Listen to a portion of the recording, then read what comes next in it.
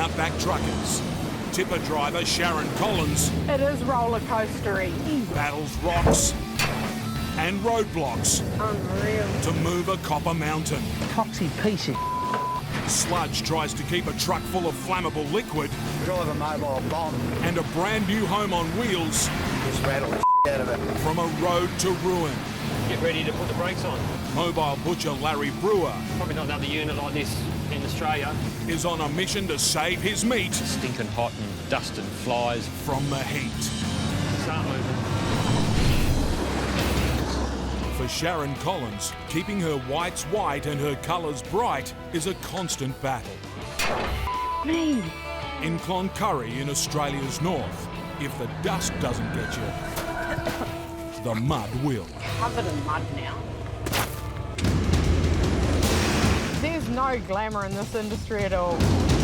38-year-old Sharon is a tip truck driver. I do my job and I do my job well because I love it. Her job is to pick up ore from a mine site and then tip it at a processing plant. Sounds simple enough. Ow, it just blew it.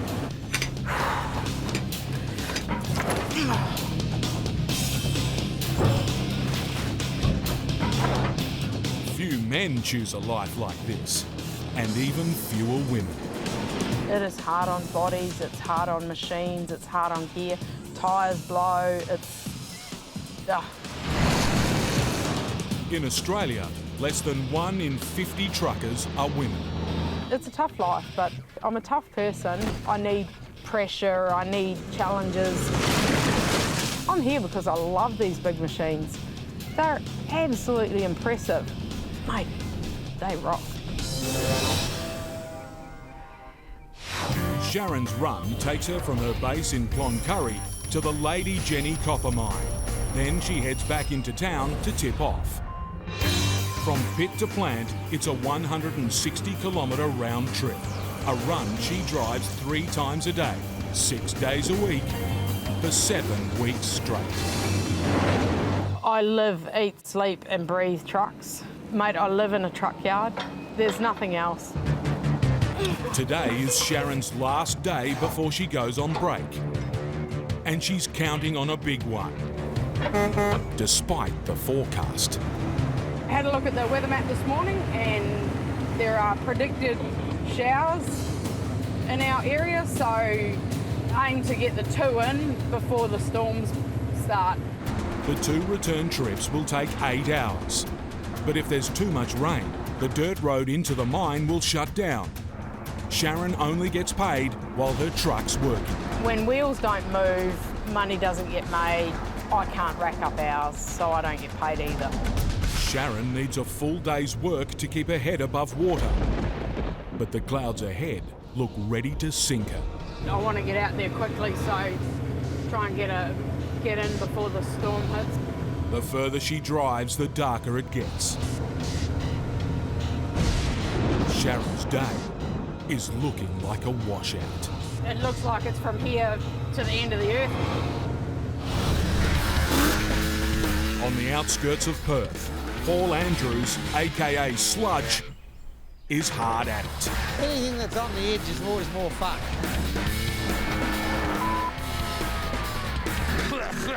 That's insane.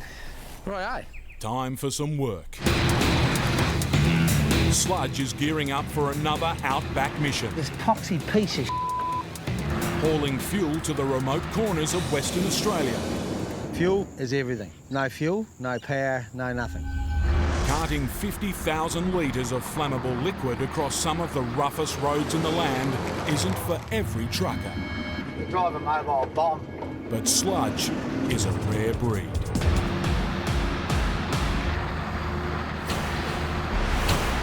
I like anything that's dangerous. The 6'6" native New Zealander has been driving trucks for as long as he can remember. Been trucking basically my whole life, since I was in nappies. The harder the load, the longer the truck, the bigger the grin. I I thrive on more trailers. The more trailers, the better. On this trip, Sludge gets to grow his 27-metre double road train to a 36-metre triple. Getting about that far this way. With this, a brand new caravan worth $80,000. Straighten her up. No. Go forward. Whoop. Hang on. Sludge needs to deliver it by tomorrow and in showroom condition.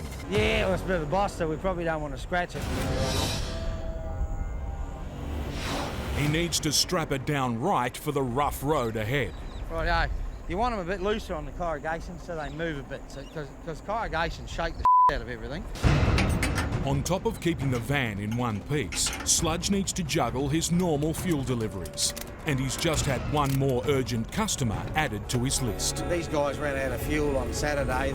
A remote roadworks crew are out of diesel and can't work until Sludge gets to them. They need fuel for first light in the morning. From Perth, Sludge will push north to Murchison Settlement before heading 250 kilometres off the beaten track to find the roadworks crew. It's a 2,000 kilometre round trip across some of the most punishing dirt roads in Australia. It's hard country. You know, there's no rain. It's just solid ground. It's brutal. Sludge has to get moving. He's got 24 hours to make multiple fuel drops and a special delivery. Just got to hope you get to the other end without any damage.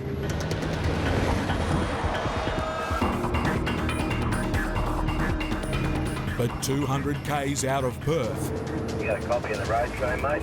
Sludge gets the call up all truckers dread. Yeah, mate, got you.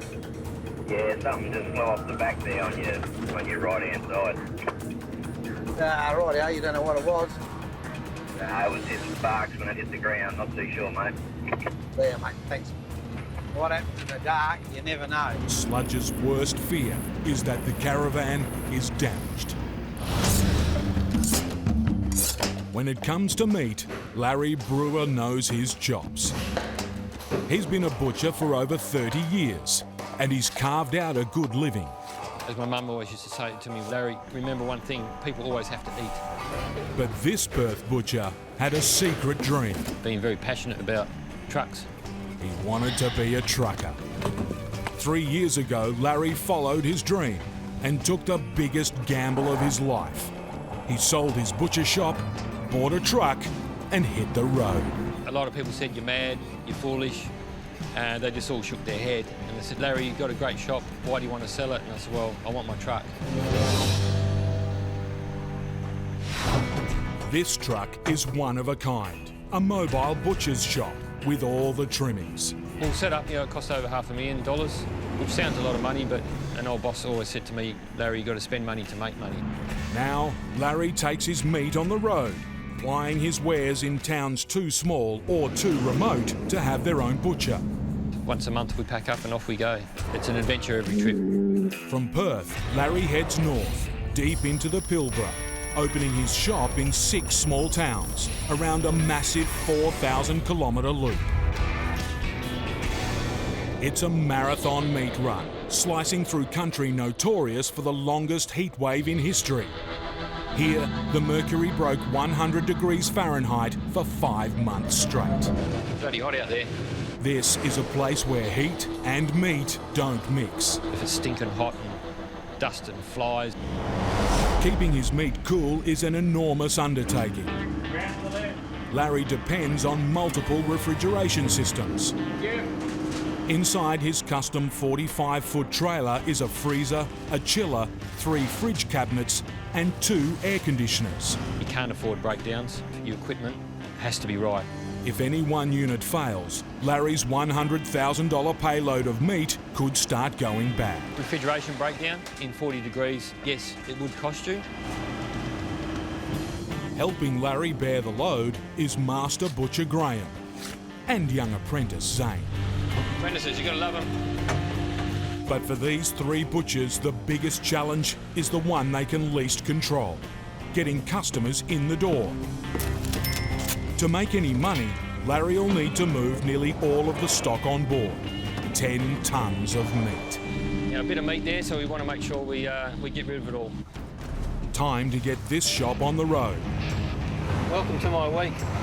What lies ahead is an immense challenge, especially for rookie trucker Larry with just 3 years' experience. In the early days, I thought, Jesus, how am I going to do this? He faces 8 days of hard trucking and hard selling in the most hostile marketplace. It looks like it's from here to the end of the earth. Tipper driver Sharon Collins is racing a thunderstorm to a remote copper mine. Try and get in before the storm hits. If these clouds unload, the road will turn to mud. Sharon's truck will get grounded and she won't make money. I need the truck running. If tyres don't go round, money doesn't get made. But as quickly as the rain arrives, it's gone. Lucky for Sharon, she only caught the edge of this thunderstorm. But once you go through the storm and come out the other side, it might not be that deep. Sharon makes it to the start of the dirt road into the Lady Jenny copper mine. Train inbound, Lady Jenny front grid. It's just got some bits that you have to be careful on. Ahead lies 20 kilometres of jump-ups. It's got a couple of hills that have got a bite to them. Blind corners. It is roller coastery. And creek crossings. Train inbound, Sandy Creek. Not the kind of road you want to haul a rig as long as a 17-storey building. Train inbound at the grid. Come on, baby. Welcome to Lady Jenny. But she's pretty impressive. Righty-ho. Time to load up. Going in the back, 73 tonnes of ore.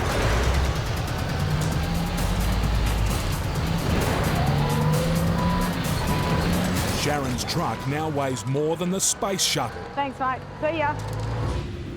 With that much rock on board, she'll need to nurse her rig on the drive out. Pulling through, you don't want to start skidding because then you're just going to start wrecking tyres. But up ahead, One big mongrel rocket that got to that creek there.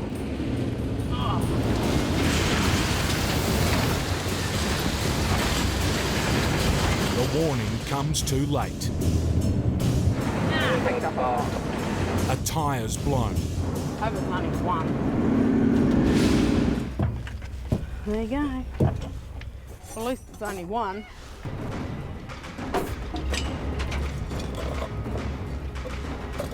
Dust and grit have worked their way into the wheel, This is where a tyre on would be handy. locking the 55-kilogram tyre onto the hub. Tight. Sharon is 3 hours into an 8-hour job. If she doesn't change this tyre soon, she'll only have time for one load, slashing her paycheck.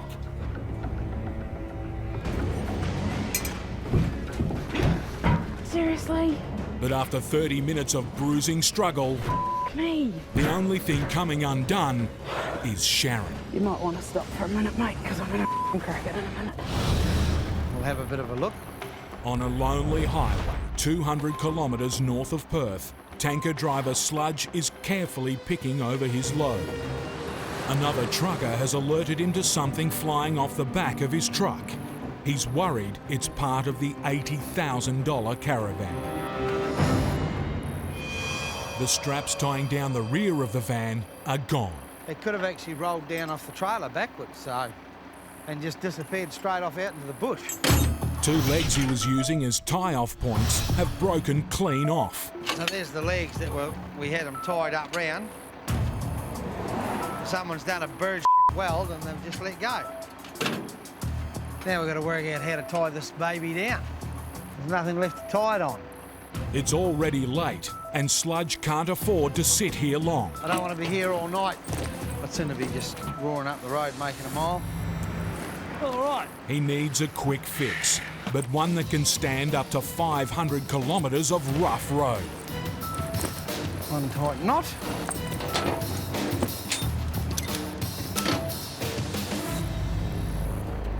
That's all right. We'll carry on and see what happens.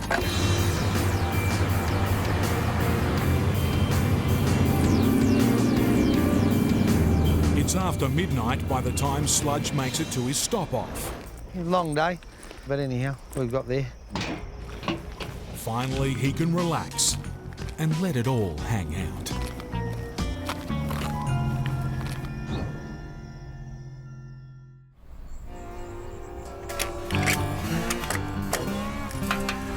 Just checked the van and made sure it's nice and tight. It looks good, it hasn't moved since last night, so hopefully we won't have too much trouble with that today.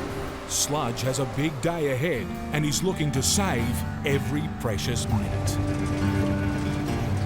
And then just for beautifying, oh shit, a bit of bush dust in it this morning. Looks beautiful. Oh shit, it's just a shame the road wasn't beautiful. He's reached the end of the bitumen.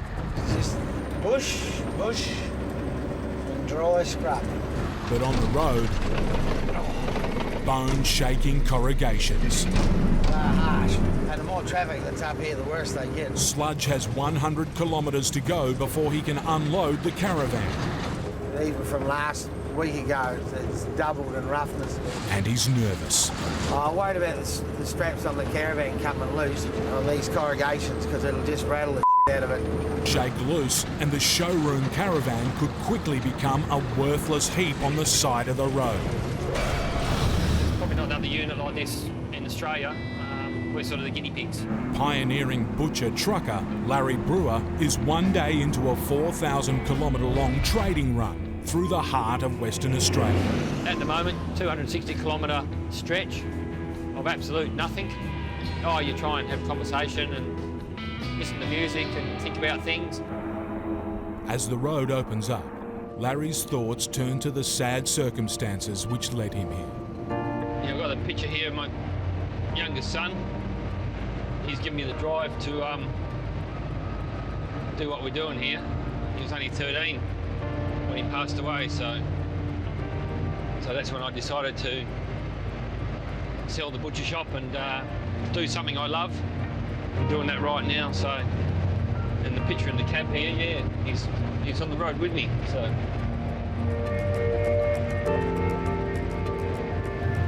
One for him, as well as me.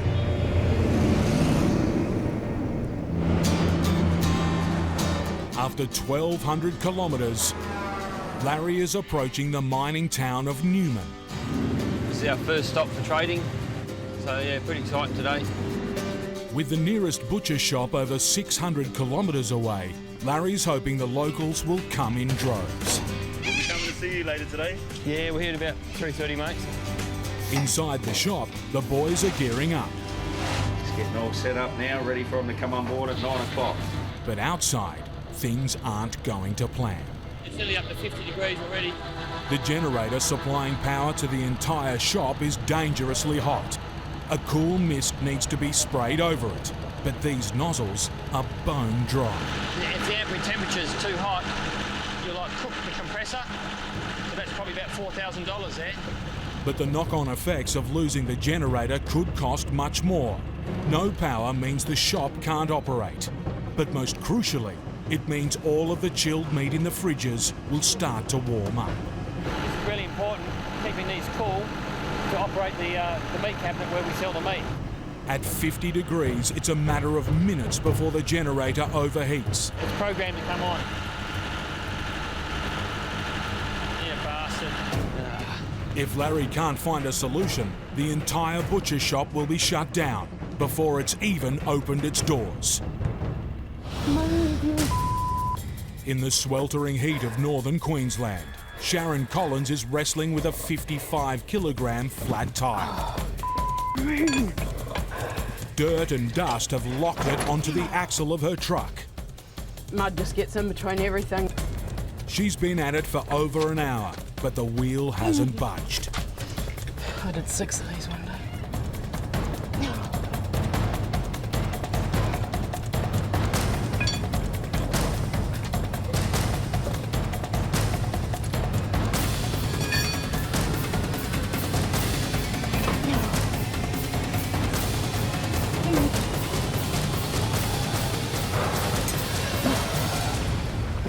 Who wants to go to the gym? It's been a grueling workout, costing Sharon 2 hours. It slows you down and then your 12-hour day turns into a 14-hour day.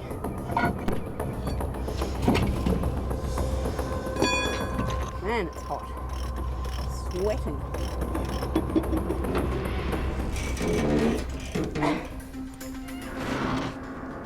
Right, that's done.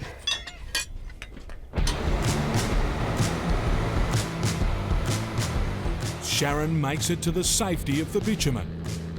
But just as she thought her troubles were over, Weird, eh? My middle trailer is sitting out a whole lot further than normal. one of Sharon's trailers is pulling to the right, dangerously close to the other lane. You shouldn't see my second trailer at all. If it gets any worse, it could clip an oncoming vehicle. I know something's wrong, but I don't know why. If Sharon's trailer is damaged, her paycheck and her day will end here. These corrugations will just rattle the out of it, and I hope it doesn't fall apart inside. Sludge is stressing that his $80,000 caravan is slowly disintegrating. I'd like it to have windows when it gets there. He still has 100 kilometres to go, but for the sake of the van, he needs to slow down. You know, we're only going to do 60, 70 kilometres an hour at this rate. It's going to take forever to get up there. On top of delivering the caravan, Sludge has multiple fuel drops and a roadworks crew to find, all before the end of the day.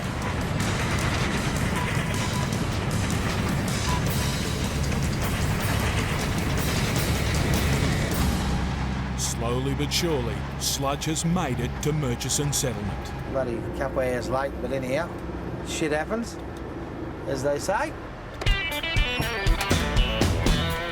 Hey, what's going on here, you? Time to get this 2-ton monkey off his back.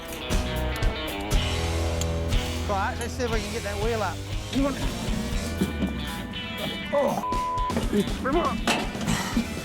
don't know how good that is in. Christ. No wonder I've always got a crook back. What? Beautiful. One lovely van. That's good. It's nice to get it here in one piece and get it off. If only everything was this simple. Sludge's next task is to fill up the Shire's tanks. Oh. Come on, you But the only way Sludge can deliver his diesel poxy piece of it's all seized up. is through this jammed rubber hose. Wonderfully pissed off. Sludge's diesel is vital to his customers. They need it to run their vehicles, businesses, and even their homes. If I can't get the hose reel out, I can't unload anything. So it's gotta work. So no hose reel, no deliveries. These things are made to test you. Larry the butcher is scrambling to stop his generator from overheating. Thing. It wasn't working. We couldn't sell meat out of those cabinets in there. Its cooling system isn't spraying water like it should. It should be working. Water should be coming through, but it's not. Larry needs a solution fast. Just thinking there's air in the line. He hopes that running water through the hose will clear any air out.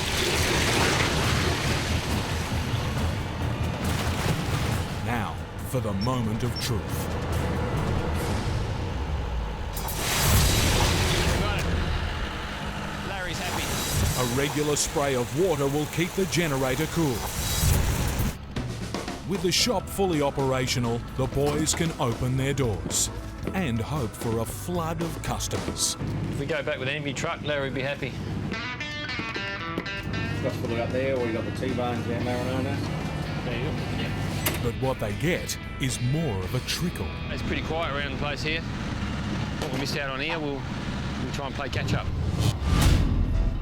If the rest of the week goes this way, Larry will struggle to cover his payments on his $500,000 rig, let alone make a profit. Today's trade, yeah, pretty shit house. Probably our worst one there. The boys are now heading to the town of Tom Price, 280 kilometres away. Keep going, that's all. After a hard day in the heat, Larry needs to stay alert. Yeah, right, girl. Recent rains have made the grass grow, and it's drawing a crowd. There's a tiny bit of greenery along the edge of the road, so yeah, they know where to go to get some tucker, but the young ones, yeah, they're sort of scatty, you don't know what they're going to do. For a trucker with just 3 years' experience, it's a nightmare scenario. Cows, left, right and centre. Here's a playful one. So I'll stitch that butcher up. Then, the last thing he wanted to hear. Yeah, mate, straight in front of you, there's a headload of them as well. Keep your eyes peeled and get ready to put the brakes on. If a half-ton beast hits his truck, it could stop his entire operation dead in its tracks. He could do with an extra set of eyes, but tonight he's on his own.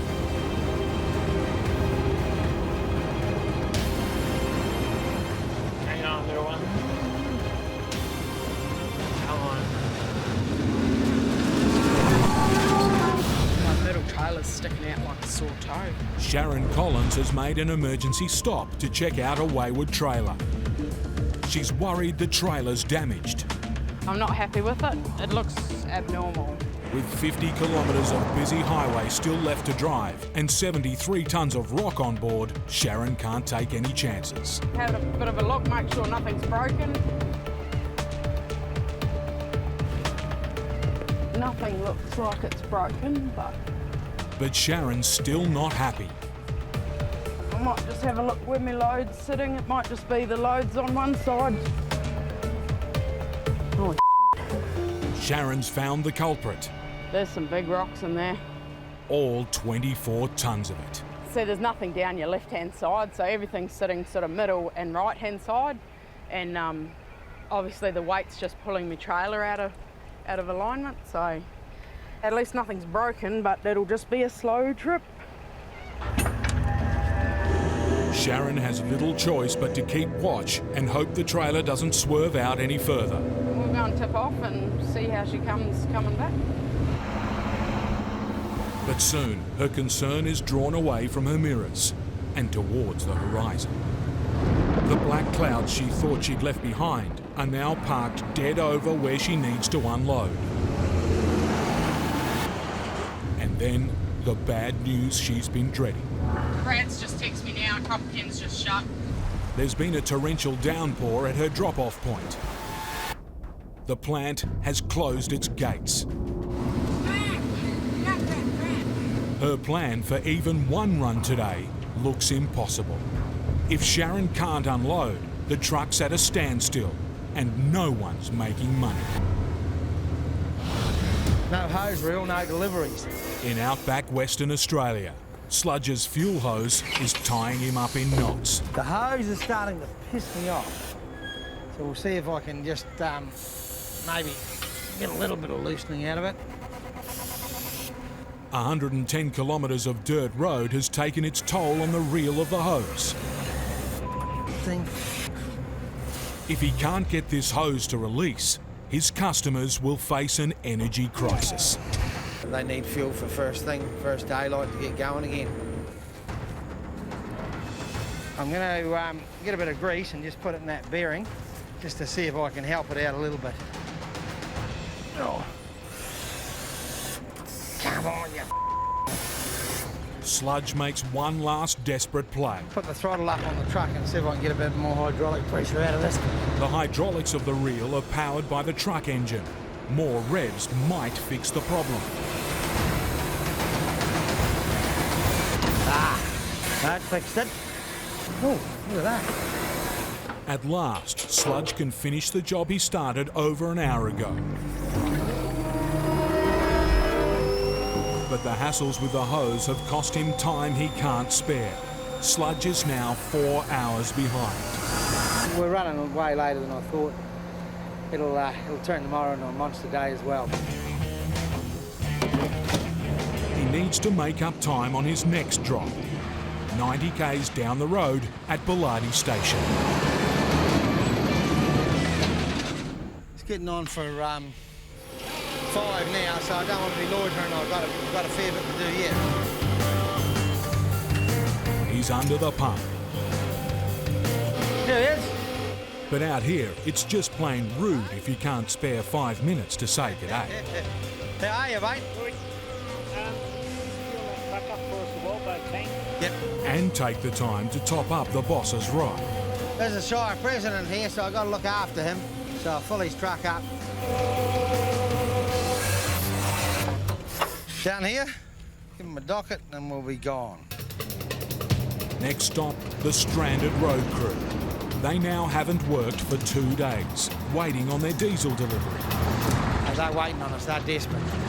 Sludge is now 140 kilometres from civilization, up the darkest of dirt tracks. Never been out this one before, so it's a bit of a challenge at night when you don't know where you're going. If Sludge is lost, the road crew will be delayed again. Should have been out of here by now, unloaded and gone. But in this pitch black, the crew could be just metres away, and he'd miss them.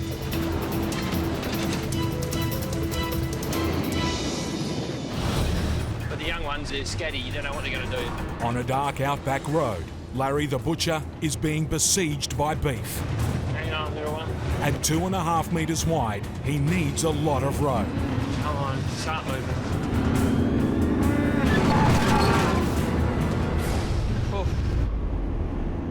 Just pulling over, just do a couple of checks.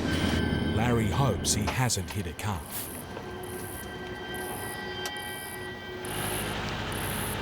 No roadkill hanging around. Didn't hit any, so that's a good thing. For the excitement for the night. It's an early start for the drive into Tom Price. Little oasis in the Outback. Larry needs this to be a good day, but first he needs a good parking spot. We tried to park there. That's the best spot with your trees and the main spot. He's been picked at the post. The Sheilas, as we call them, beat us to it. This mobile vendor has taken the prime position. Must have got out of bed quite early today. We did know that they tend to come in on a Wednesday, so we try and make sure that we're here nice and early. By lunchtime, things outside are hotting up. But inside Larry's truck, it's a very different story. It'll be quiet today at the minute, but this is the quietest town out of all of them, so we'll see how we go. At least Larry may have found one new customer. What's really nice is the barbecue spirit marinade. Oh yeah. We carry that. We're a determined bunch, us butchers, so we don't give in easy. Hopefully crack it at the end of the week, play the catch-up. The mobile butchers are now heading to the coast, over 500 kilometres away. After 2 bad days of trade, the pressure is mounting for Larry. If we have a good day tomorrow, that'll turn the trip around to breaking even or making a profit. If he doesn't start selling meat, he'll be stuck with a ton of it and a fast approaching use-by date. With the heat, it can affect the shelf life. Near Karratha, the desert winds are heating up. That breeze is coming straight off the hot land, so you're going to get hot air, so you sure do notice the difference. As Larry pulls into town, Downtown Karratha. the news he didn't want to hear. Northern WA and parts of the Northern Territory are expecting temperatures nudging 50 degrees as the heat wave drags into the Australia Day long weekend. That sort of heat will push the shop and Larry to breaking point. Relentless, doesn't stop. They've shut the mine because there's too much water. Sharon Collins is stuck with a load of ore that she can't deliver. Heavy rain has shut down her drop-off point. If she's to make any money, she needs the plant to do her a favour. And I know you guys have said no, but I see that big cloud out the back and I'm just a bit worried about, not getting it off tomorrow either.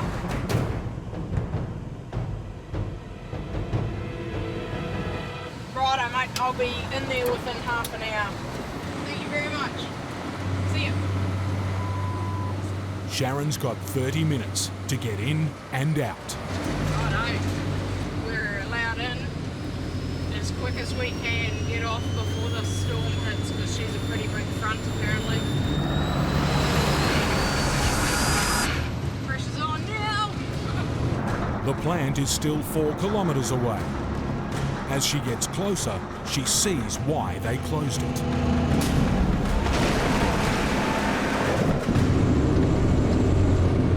Sharon's truck is the first here since the downpour, making these uncharted waters. Unreal. But that look real good. She has no idea if this road can take the weight of her 100-ton fully loaded road train.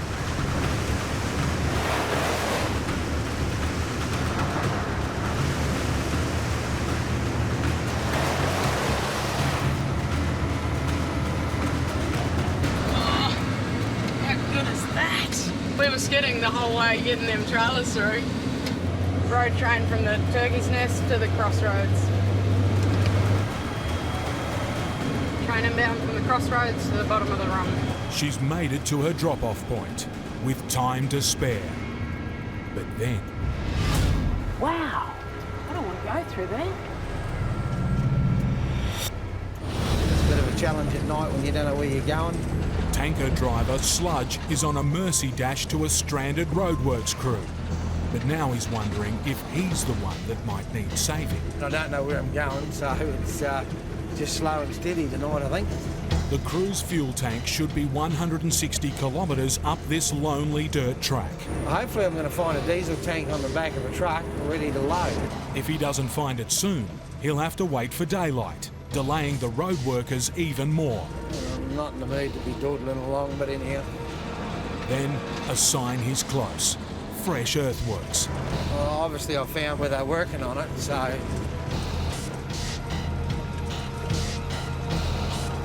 At last he spots something.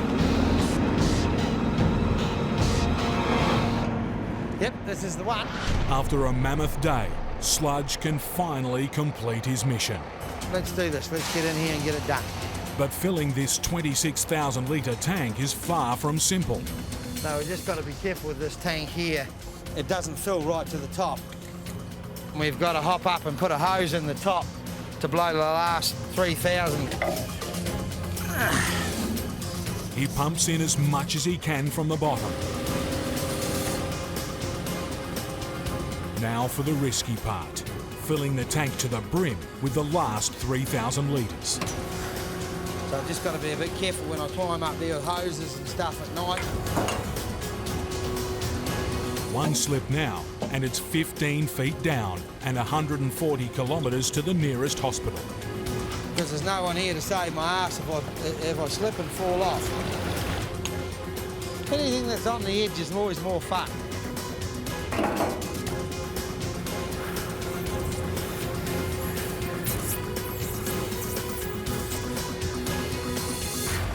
So thank God the boys will be right in the morning when they get here. It's been a bit of a push, but it's nice to know they've got it, and you know we've got it here on time for them. At last, Sludge can call it a day. Another day, another dollar. The next morning, it's business as usual for the road crew. I'm like the diesel fuel. I just flutter in there and drop it and flutter out the door. Sludge, the unlikeliest of fairies, has struck again. All the boys are on the road, so they're all fueled up. They're all grinning. It makes you feel good when you're finished, knowing that everyone's right and everyone's got their fuel, and you can go away happy. We'll see how much effect that weather has. It's crunch time for Larry the Butcher. Today's the critical turning point. Poor customer turnouts have put him in a deep financial hole. To climb back out, he needs to move a small mountain of meat on one of the hottest days of the year. 38 at 8 o'clock in the morning. 10 degrees to go. But the heat isn't deterring the customers. Morning, mate. How are you today? All right? Yeah, pretty good, thanks. What about left-hand road?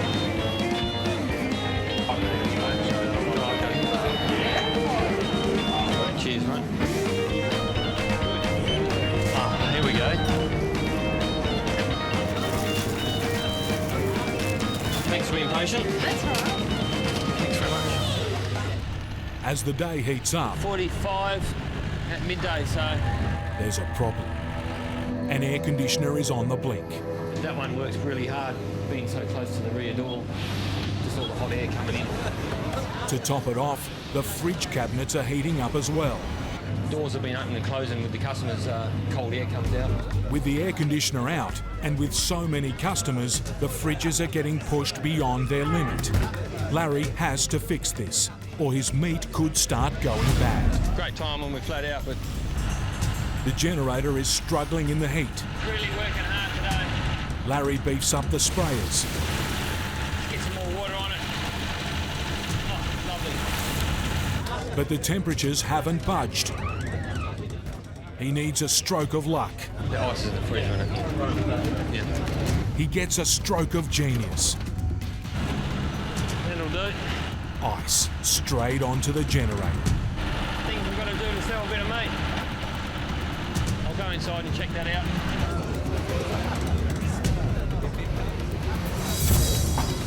Okay.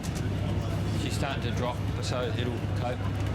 He's done it. The ice will last long enough to carry the shop to closing time.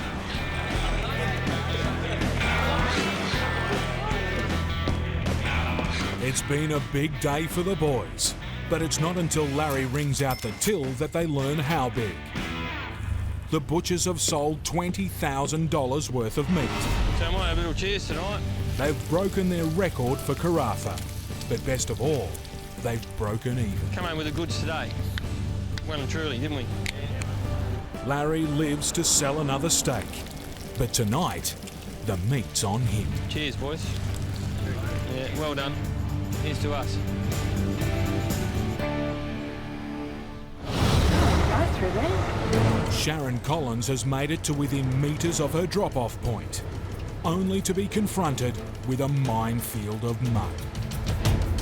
She had to plead to get in here. Now she's wondering if she'll ever get out. It's all too boggy to drive through. She's got 10 minutes to unload 73 tonnes of rock and she can't afford to get stuck. See, I'm slipping.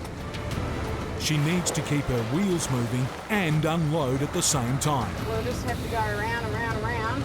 But the more she moves, the more chopped up the ground gets. Keep moving, keep moving.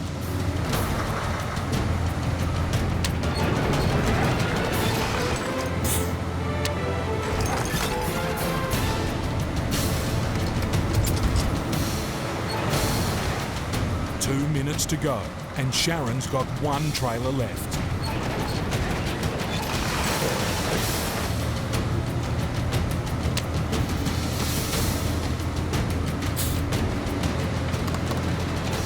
Road train off the ROM to the crossroads, outbound. Whooping! Let's get them over here. It's been a grueling day for Sharon.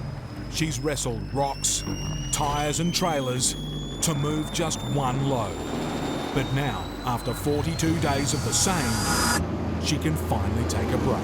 That's done. That's the last load. We're out. Sharon's taken on some of the meanest trucking in Australia to move a mountain. It's a tough life, but I'm a tough person, and I think I do my job, and I do my job well because I love it.